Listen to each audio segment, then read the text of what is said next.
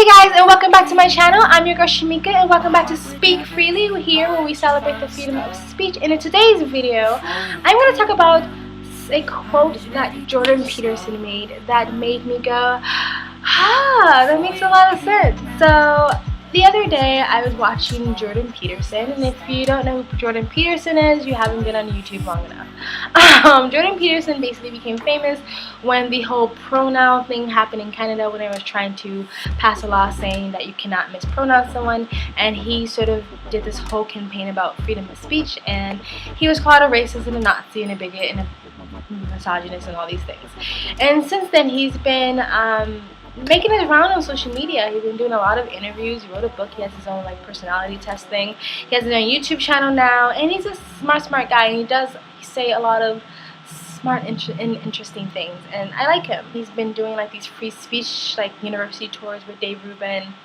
I mean, he's been on Dave Rubin a couple of times. He said something that made a lot of sense to me, and he said that, and I believe it was him, by the way, but he said that, and I could be not saying his quote verbatim, but he said that the way you see yourself is very much the way you view the world. And that makes absolute sense to me. And because a lot of people wonder why or how I got the views I have with the past that I have. And because, being a black woman, I'm pretty much on the top of the oppression Olympics, you know what I mean? Coming from a single mother home, being surrounded by single mothers, so you would think that I would have the same sort of identity politics that a lot of people in my situation do have. A lot of people in my situation don't have it. They're like me, but a lot of people do have this sort of, black people growing up in single-parent homes. They have this idea that they're oppressed and they're victims and the world owes them everything. And I don't have that view. So people wonder how or why I don't have that view. I've gone through everything that a lot of these POCs sort of claim is the reason why they're oppressed, like being called a nigger, being followed around in stores and accused of stealing things just because I'm black and shit like that. And as well as that, and on top of that, being a child abuse survivor, I was extremely abused as a child and molested, and I've also been sexually assaulted. So Shamika, how do you not hate the world if you've gone through all these things, the same things that people use as their excuses of their oppression or their victimness? And I always said it has something to do with my past, but it just seemed to confuse people even more, because they would think that I would think that you would have the opposite view of the world. Then I would think that you hate men and you think all white people are racist and all these things. And when he said that, it made my reasoning make more sense to me, because I was abused as a child, and because I survived it, and because I didn't only survived it, but I thrived in life. If that's how I see the world, if I can make it, so can you.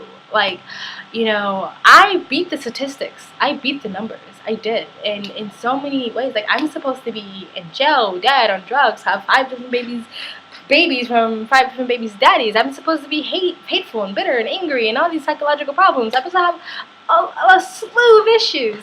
And I'm not saying I don't have issues, because I do. But in a lot of ways, I beat the system. I beat the statistics. And so for me, that's how I view the world. If I can do it, so can you. And that was the same for a lot of people. If people who pull themselves up by the bootstraps, by the way, is now supposedly a racist statement to tell people to do better. If people have, people pull themselves up by the bootstraps and pay their way through college and graduate and start careers and travel and get jobs and have healthy relationships and stuff like that, if they create the life that makes them happy, then they view people the same. If I can do it, so can you. But the opposite goes for someone who sees themselves as a victim and someone who sees themselves as oppressed. Is if you see yourself as a victim, then you are in a world full of villains. Because the way you view yourself is the way you view the world, or it's reflected back out into the world. So if you see yourself as a victim, then you're going to be surrounded by monsters. You're going to be surrounded by people who want to hurt you. You're going to be surrounded by people who want to harm you. And this is not just the identity politics that goes with POCs, but this is also feminist. If you see yourselves as weak and someone's going to rape you all the time, then all men are rapists. Because that's how you see yourself, so therefore you're going to see the world that way. So yeah, I just thought that was really interesting, and it made a lot of sense to me. So yeah, I think that's why it's hard for, and then the same thing it goes for when, I see people that are drug addicts or alcoholics, even though like some people would argue that that is disease, other people argue that it's not a disease, but you know what I mean? I think it's somewhere, I think you can have both cases. But anyway, like people who end up in jail, people who end up beating their wives or their husbands or their children, or molesting their children, or molesting children, or people who rob, or people who are just legitimate cunts in the world. And their reasoning is, well, my past. Like, my mom and my daddy hit me, or my mom or my cousin touched me, or the old man touched me down the street, or I had a shitty childhood, or someone called me a nigger, or these excuses that I had a bad past. Therefore, it gives me a legitimate reason to be a shithead now in my adult life, and I don't think that's an excuse. I'm empathetic in a lot of ways. I can understand a lot where these people are coming from because I've been there, but I feel like that's still no excuse. Like, all this shit happened to me, and I've never been an asshole to my friends and we're like, yeah, but my mom beat me, yeah, my cousin touched me when I was a kid, so you just gotta deal with it. Like, no, like, your shit doesn't have to be everyone else's shit. So I've never seen it as an excuse. Having wanting people to know your story so they know where you're coming from has a place, don't get me wrong, and it's usually in your personal life, or with your therapist, or your psychologist, or the people you're asking for, forgiveness to, or whatever. Like, that has a place. Like, in my past relationships especially, not so much now because I'm older and I've gone through a lot of stuff and I've healed a lot, but in my past relationships I would tell like my boyfriends that, or my girlfriends, that, hey, like, you might have to be a little patient with me because I got issues. I have abandonment issues, and I was abused and stuff like that. I was never an asshole to them because they didn't deserve me to be an asshole to them because they didn't do anything to me. But I would ask them for a little patience and maybe a little empathy or sympathy to, maybe I'm not going to get it right the first time. But that was in my personal life. I'm not someone who thinks that the world owes you anything. The world itself doesn't owe to give you patience. You know what I mean? So these issues of my past is the reason why I get it empathetically, and I also get it logically and psychologically and all those things. But to me, it's still not an excuse. You know what I mean?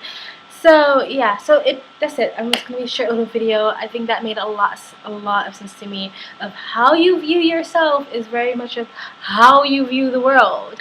You know what I mean? And it's also a very narcissistic thing to think of as well. Like for instance, if you're like really overweight, right, and you're self-conscious yourself that you're overweight, so you project that into everyone else. You think everything is about somebody making fun of your weight, or the skinny model on a billboard somehow is an attack on your self-esteem. You know what I mean? The actresses, not being a size 16 is somehow an attack on you. It's like, it's not really about you. You have to deal with that in your own self. Like, stop projecting that shit out to everybody else. Anyway, make sure video. How you view yourself is very much how you view the world, by George Peterson. I believe he quoted that. If he didn't, somebody smart I listened to said that, but I believe it was him.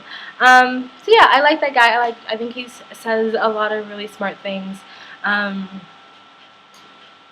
So yeah, that's my video. If you agree with me, if you think that makes sense, how you view yourself is very much how you view the world, or how you view yourself is what you project out into the world and make it reality, even if that is not the case. If you agree with that, or if you disagree with that, please leave it in the comment section below. If you like this video, please like it and share it. Please share it on Twitter and Facebook and all that social media bullshit, because YouTube is definitely not trying to help me grow this channel. And if you want to continue to have these conversations, and these are conversations because I really do want to know what you guys think, because I don't know everything, and so I want to learn from you and you can learn from me. Yeah, and so you can subscribe. If you subscribe, hit that bell so you get the notifications when I do upload. And until next time. Before you came round, I was heading for a small disaster. Before you came round, I was ready to blow me down.